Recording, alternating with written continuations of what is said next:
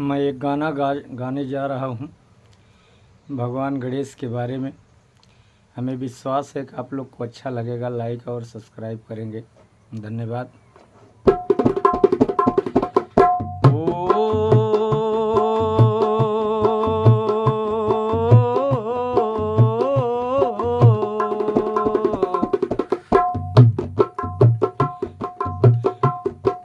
सुनिला रजिया हमारू हो,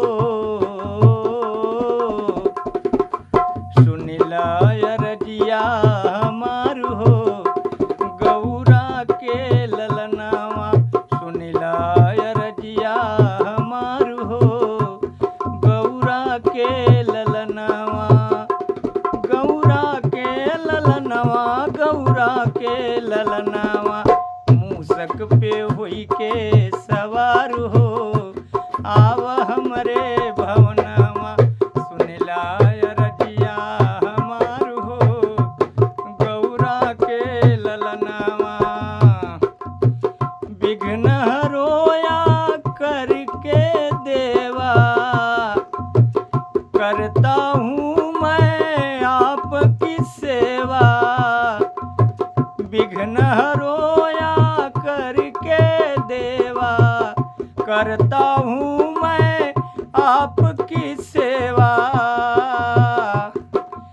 आरती करी हम तोहार हो, गौरा के ललनावा। आरती करी हम तोहार हो, गौरा के ललनावा। मूसक पे होई के सवार हो, आव हमरे भवनवा। मोदक लाडू भोग लगवली, धूप दीप नववेद चढ़वली। मोदक लाडू भोग लगवली,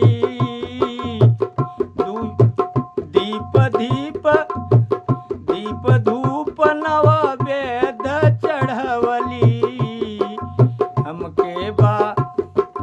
हमके बा तोहरई आधार हो, गौरा के ललनावा। हमके बा तोहरई आधार हो, गौरा के ललनावा। मूसक पे होई के सवार हो, आव हमरे भवनवा। शिव जी के हैं नयन के तारे, शिव जी के हैं आप दुलारे। पार्वती के नयन के तारे, शिव जी के हैं आप दुलारे। पार्वती के नयन के तारे। कार्तिक अनुज मन उदार हो, गौरा के ललनावा।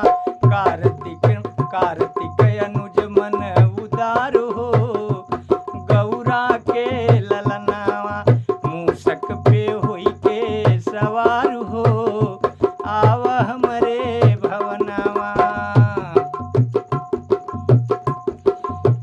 प्रथम पूज्य है आप जगत के, करते हैं उपकार भगत के।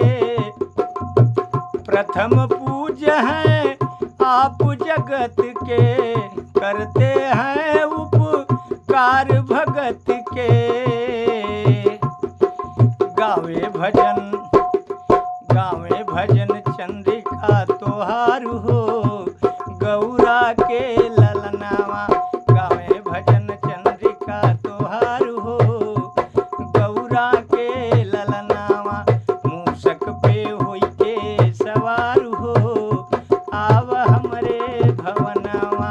मूसक पे होई के सवार हो, आव हमरे भवनवा। बोला गणेश भगवान की जय।